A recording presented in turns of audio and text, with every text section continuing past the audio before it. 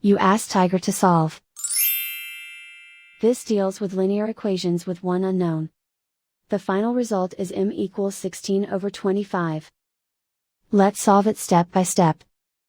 Group all constants on the right side of the equation. Subtract 128 from both sides.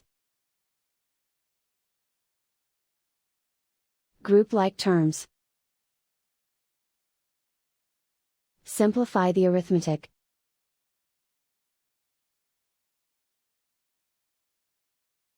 Isolate the m.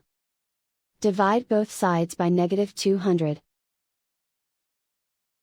Cancel out the negatives.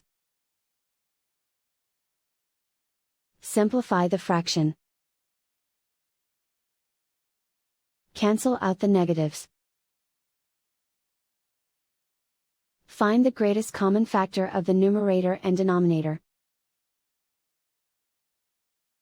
Factor out and cancel the greatest common factor. And so the final result is m equals 16/25.